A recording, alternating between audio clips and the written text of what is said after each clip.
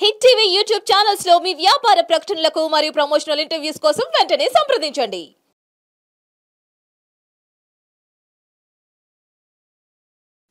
హరి ఓం శ్రీ మహాగణాధిపతయ నమః శ్రీ మహాసరస్వత్యై నమః శ్రీ గురుభ్యో నమః శ్రీపాద శ్రీవల్లభ శ్రీ నరసింహ సరస్వతి స్వామి సమర్థ స్వరూప శ్రీ గురు దత్తాత్రేయాయ నమో నమః. అవధూత చింతన గురుదేవదత్త గురుదేవదత్త గురుదేవదత్త. జయ పాండురంగ విఠల జయ పాండురంగ విఠల జయ పాండురంగ విఠల.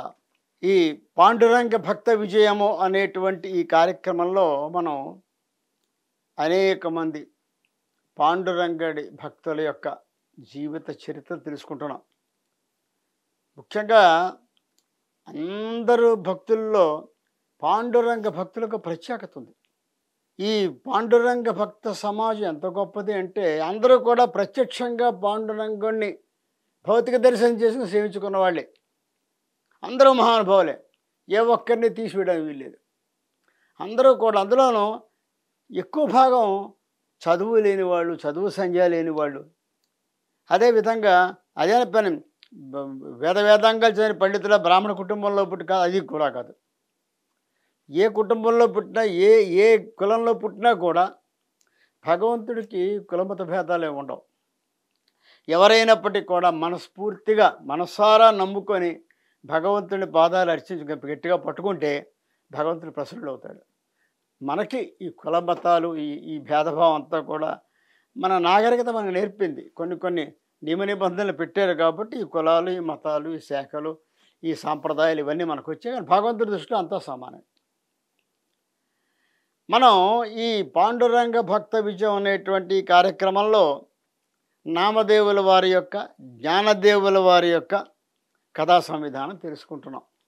మధ్యలో జ్ఞానదేవుల వారు, నామదేవుల వారు కలిసి కబీర్ దాస్ వారి ఇంటికి వెళ్ళిన విశేషం తెలుసుకుంటూ గత భాగంలో కబీర్ దాస్ యొక్క చరిత్ర కూడా తెలుసుకున్నాం. ఇక నామదేవుల వారు, జ్ఞానదేవుల వారు వారి బృందం కబీర్ దాస్ వారి దగ్గర సెలవు తీసుకొని అక్కడి నుంచి మళ్ళీ బయలుదేరి వారి యొక్క తీర్థయాత్ర చేయడం మొదలుపెట్టారు.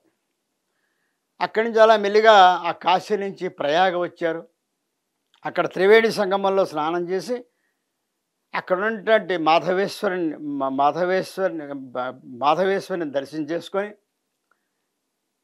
అక్కడ నుండి బిందు మాధవుని దర్శనం చేసుకొని అక్కడి నుంచి బయలుదేరి అయోధ్య, మధుర, గోకులము అంటే బృందావనము, ద్వారక, ఇలా అనేకమైనటువంటి స్థలాలు దర్శనం చేసుకుంటూ ఒక క్షేత్రానికి వచ్చేసరికి వారికి కొంచెం దాహం వేసింది. అక్కడ దాహం వేస్తే మంచినీళ్ళు తాగాలి అనుకున్నారు. ఎక్కడున్నాయో మంచినీటి బావులు ఏమున్నాయని చెప్పేసి వెతుక్కుంటూ ఉంటే అక్కడ ఒక దిగుడు బావి కనిపించింది. అట్లే దిగుడు బావి అంటే మనకి రాయలసీమ వాసులకి దిగుడు బావుల గురించి బాగా తెలుస్తుంది.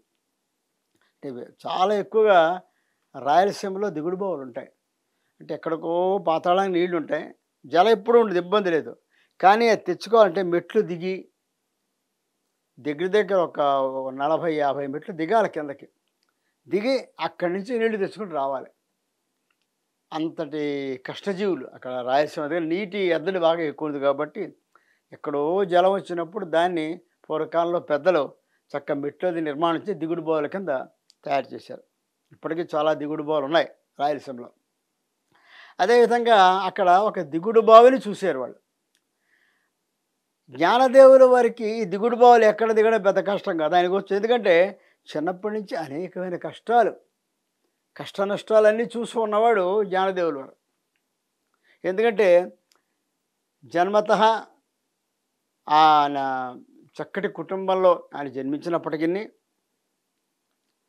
భ్రష్ట సన్యాసి యొక్క పిల్లలు అని చెప్పేసి వెళ్ళి బ్రాహ్మణ్యంతో వెలివేయడం, తద్వారా అనేకమైన కష్టాలు పడ్డారు.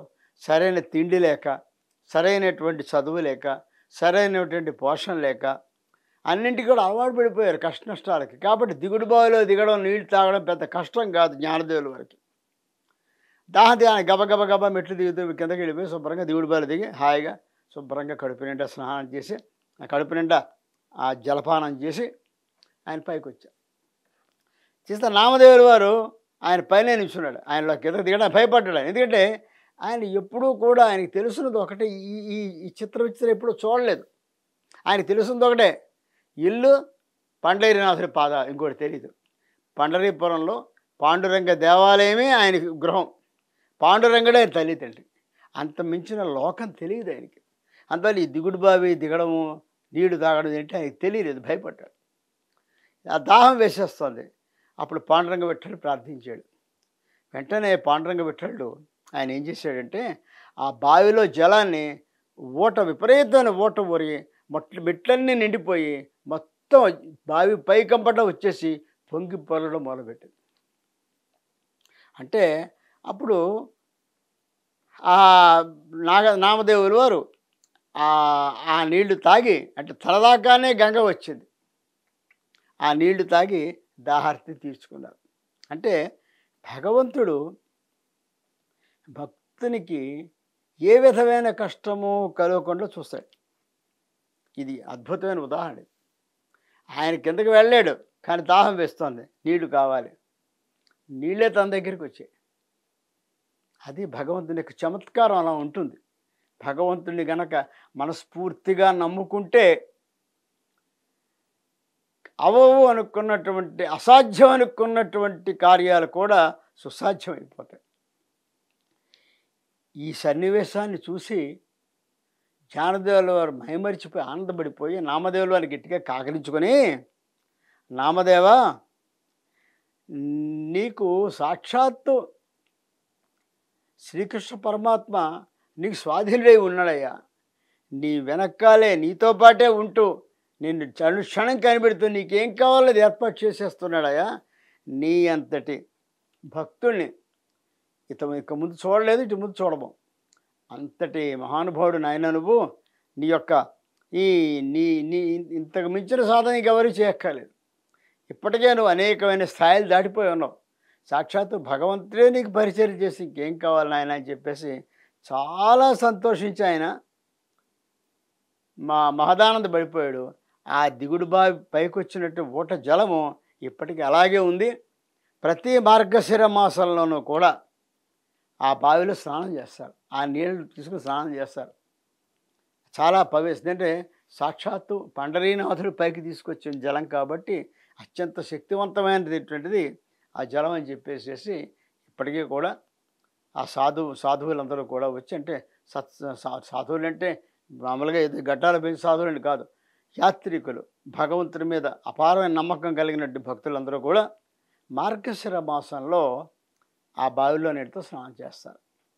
తర్వాత ఇలా ఒక్కొక్కటి కూడా ఒక్కొక్క క్షేత్రం దర్శనం చేసుకుంటూ ఈ నామదేవుల వారు అదేవిధంగా జ్ఞానదేవుడు ఇద్దరు కూడా కలిసి అలాగా ఒక్కొక్క క్షేత్రం దర్శనం చేయడం హిమాలయాలకు చేరుకున్నారు.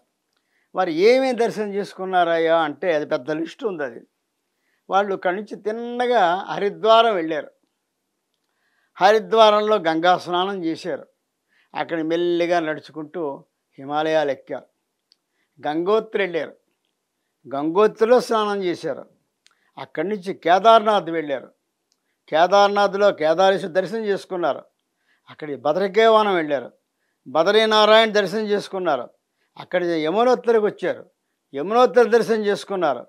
అక్కడి నుంచి ముక్తి క్షేత్రం అయినటువంటి సాలగ్రామ క్షేత్రం అంటే ముక్తినాథ్ దర్శనం చేసుకున్నారు. అక్కడి దిగి వచ్చి నైమిసారణ్యానికి వచ్చారు. నైమిసారణ్యం నుంచి గయాక్షేత్రానికి వచ్చారు.